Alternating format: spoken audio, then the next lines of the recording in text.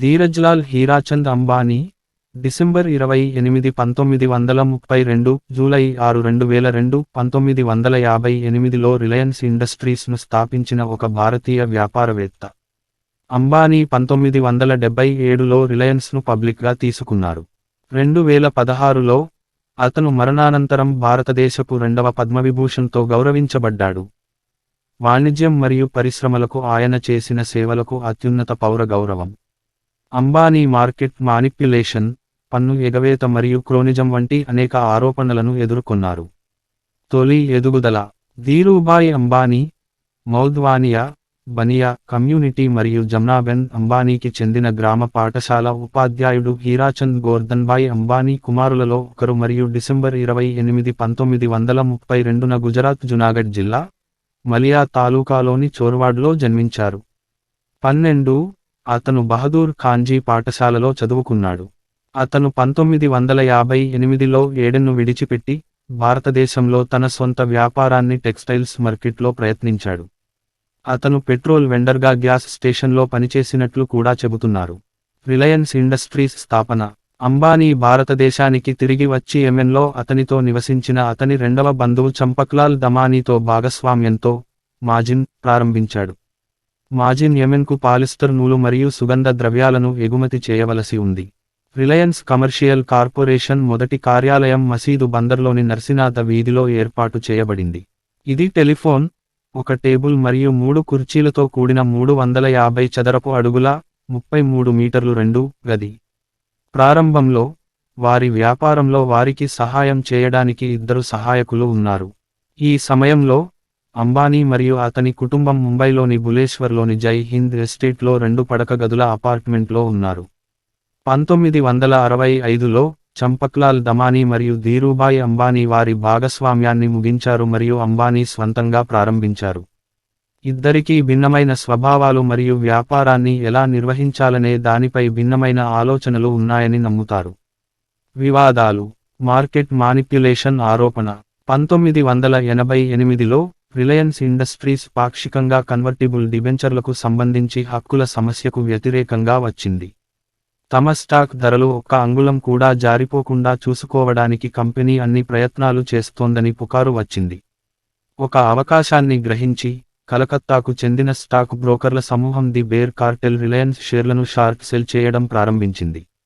దీనిని ఎదుర్కోవడానికి, ఇటీవలి వరకు ఫ్రెండ్స్ ఆఫ్ రిలయన్స్ అని పిలువబడే స్టాక్ బ్రోకర్ల సమూహం బాంబే స్టాక్ ఎక్స్చేంజ్లో రిలయన్స్ ఇండస్ట్రీస్ యొక్క షార్ట్ సేల్ షేర్లను కొనుగోలు చేయడం ప్రారంభించింది. ఈ పరిస్థితికి పరిష్కారం కనుగొనేందుకు, బాంబే స్టాక్ ఎక్స్చేంజ్ 3 పనిదినాల పాటు మూసివేయబడింది. బాంబే స్టాక్ ఎక్స్చేంజ్ (BSE) అధికారులు ఈ విషయంలో జోక్యం చేసుకుని, బేర్ కార్టెల్ రాబోయే కొద్ది రోజుల్లోనే షేర్లను డెలివరీ చేయాలనే షరతుతో అన్బాద్లా రేటును ₹2కి తగ్గించారు. బేర్ కార్టెల్ రిలయన్స్ యొక్క షేర్లను మార్కెట్ నుండి అధిక ధరల స్థాయిలలో కొనుగోలు చేసింది మరియు ధీరూభాయ్ అంబానీ స్వయంగా ఆ షేర్లను బేర్ కార్టెల్కు సరఫరా చేసి, ది బేర్ కార్టెల్ యొక్క సాహసంతో ఆరోగ్యకరమైన లాభాలను ఆర్జించాడని కూడా తెలిసింది. ఈ సంఘటన తర్వాత, అతని వ్యతిరేకులు మరియు ప్రెస్ నుండి అనేక ప్రశ్నలు లేవనెత్తారు. కొన్ని సంవత్సరాల క్రితం వరకు ఒక నూలు వ్యాపారి సంక్షోభ సమయంలో ఇంత భారీ మొత్తంలో నగదును ఎలా పొందగలిగాడో చాలా మందికి అర్థం కాలేదు. దీనికి పార్లమెంటులో అప్పటి ఆర్థిక మంత్రి ప్రణబ్ ముఖర్జీ సమాధానం ఇచ్చారు. 1982 నుండి 83 సమయంలో రిలయన్స్లో ఒక ప్రవాస భారతీయుడు ₹220 లక్షల వరకు పెట్టుబడి పెట్టాడని అతను ఇంటికి తెలియజేశాడు. ఈ పెట్టుబడులు క్రోకోడైల్, లోటా మరియు ఫియాస్కో వంటి అనేక కంపెనీల ద్వారా మళ్లించబడ్డాయి. ఈ కంపెనీలు ప్రధానంగా ఐల్ ఆఫ్ మ్యాన్లో నమోదు చేయబడ్డాయి. ఈ కంపెనీల ప్రమోటర్లు లేదా యజమానులందరికీ షా అనే సాధారణ ఇంటి పేరు ఉంది. ఈ ఘటనలో రిజర్వ్ బ్యాంక్ ఆఫ్ ఇండియా జరిపిన దర్యాప్తులో రిలయన్స్ లేదా దాని ప్రమోటర్లు చేసిన అనైతిక లేదా చట్టవిరుద్ధమైన చర్యలు లేదా లావాదేవీలు కనుగొనబడలేదు. మరణం 2002 జూన్ 24న పెద్ద పక్షవాతం రావడంతో అంబానీ ముంబైలోని బ్రీచ్ కాండీ హాస్పిటల్లో చేరారు. ఇది అతనికి రెండవ స్ట్రోక్, మొదటిది ఫిబ్రవరి 1986లో సంభవించింది మరియు అతని కుడి చేతికి పక్షవాతం వచ్చింది. వారం రోజులకు పైగా కోమాలో ఉన్న ఆయన పలువురు వైద్యులను సంప్రదించారు. అతను జూలై 6, 2002న మరణించాడు. ఒక సాధారణ భారతీయుడు ఎంటర్ప్రైజ్ స్ఫూర్తితో, దృఢ సంకల్పంతో నడిచే వ్యక్తి తన జీవితకాలంలో ఏమి సాధించగలడనేదానికి దిగ్గజ రుజువును దేశం కోల్పోయింది. అటల్ బిహారీ వాజ్పేయి, భారత మాజీ ప్రధాని. 3 దశాబ్దాల క్రితం భారతీయ పరిశ్రమ యొక్క హోరిజోన్లో ఎదిగిన ఈ కొత్త స్టార్, తన పట్టుదల మరియు పట్టుదల బలం ద్వారా పెద్ద కలలు కనే సామర్థ్యం మరియు దానిని వాస్తవంలోకి అనువదించడం ద్వారా చివరి వరకు అగ్రస్థానంలో నిలిచాడు. అంబానీ స్మృతికి నివాళులు అర్పించడంలో మహారాష్ట్ర ప్రజలతో నేను చేరాను మరియు వారి కుటుంబ సభ్యులకు నా హృదయపూర్వక సానుభూతిని తెలియజేస్తున్నాను. పి.సి. అలెగ్జాండర్, మహారాష్ట్ర మాజీ గవర్నర్. మరణానంతర 1986లో తన మొదటి స్ట్రోక్ తర్వాత, అంబానీ రిలయన్స్ నియంత్రణను తన కుమారులు ముఖేష్ మరియు అనిల్కు అప్పగించారు. నవంబర్ 2004లో, ముఖేష్ ఒక ఇంటర్వ్యూలో యాజమాన్య సమస్యలపై అనిల్తో విభేదాలు ఉన్నాయని అంగీకరించాడు. తేడాలు ప్రైవేట్ డొమైన్లో ఉన్నాయి అని కూడా చెప్పాడు. ధీరూభాయ్ అంబానీ మరణం తర్వాత, గ్రూప్ ముఖేష్ నేతృత్వంలోని రిలయన్స్ ఇండస్ట్రీస్ లిమిటెడ్గా మరియు అనిల్ నేతృత్వంలోని రిలయన్స్ అనిల్ ధీరూభాయ్ అంబానీ గ్రూప్గా విభజించబడింది. అలా ఎట్టకేలకు ముఖేష్ అంబానీ సీఈఓగా, అనిల్ అంబానీ చైర్పర్సన్గా ఎన్నికయ్యారు. 2017 నాటికి, కంపెనీలో 2,50,000 కంటే ఎక్కువ మంది ఉద్యోగులు ఉన్నారు. 2012లో, రిలయన్స్ ఇండస్ట్రీస్ ఆదాయపరంగా ప్రపంచంలోని అతిపెద్ద కంపెనీల ఫార్చ్యూన్ 500 జాబితాలో టాప్ 100లో స్థానం పొందిన 2 భారతీయ కంపెనీలలో ఒకటి.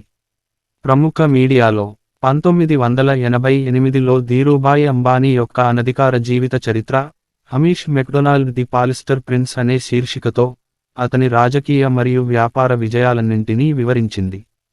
అంబానీలు చట్టపరమైన చర్యలను బెదిరించినందున ఈ పుస్తకం భారతదేశంలో ప్రచురించబడలేదు. నవీకరించబడిన సంస్కరణ 2010లో అంబానీ అండ్ సన్స్ పేరుతో అమ్మకానికి వచ్చింది మరియు ప్రచురణకర్తపై ఇప్పటివరకు ఎటువంటి చర్య లేదు. చిత్రనిర్మాత మణిరత్నం దర్శకత్వం వహించిన బాలీవుడ్ చిత్రం గురు, కథాంశానికి మరియు అంబానీ జీవితానికి మధ్య ఉన్న సారూప్యత కారణంగా ధీరూభాయ్ అంబానీ జీవితంపై సెట్ చేయబడిందని చెప్పబడింది. అయితే రత్నం అది జీవిత చరిత్ర అని కొట్టిపారేశాడు. అయితే ఇది నిజ జీవితం నుండి, పాత్ర యొక్క సారాంశాన్ని తీసుకుంటుందని చెప్పారు. ప్రశంసలు. శ్రీమతికి పద్మవిభూషణ్ అవార్డును అందజేస్తున్న రాష్ట్రపతి శ్రీ ప్రణబ్ ముఖర్జీ. న్యూఢిల్లీలోని రాష్ట్రపతి భవన్లో జరిగిన పౌర పెట్టుబడి వేడుకలో శ్రీ ధీరూభాయ్ హీరాచంద్ అంబానీ మరణానంతరం, భార్య Kokilaben Ambani. June 15, 1998, the Wharton school, university of Pennsylvania, నాయకత్వంలో అత్యుత్తమ ఉదాహరణగా నిలిచినందుకు డీన్స్ మెడల్. డీన్ పతకాన్ని అందుకున్న మొదటి భారతీయుడు ధీరూభాయ్ అంబానీ. జనవరి 2016, మరణానంతరం దేశంలో 2వ అత్యున్నత పౌర పురస్కారమైన పద్మవిభూషణ్ను ప్రదానం చేశారు. గ్రంథ పట్టిక. McDonald, Hamish 1998. Polyester prince, the rise of Dhirubhai Ambani. Allen మరియు Unwin, Dhirubhai Ambani institute of information and communication technology.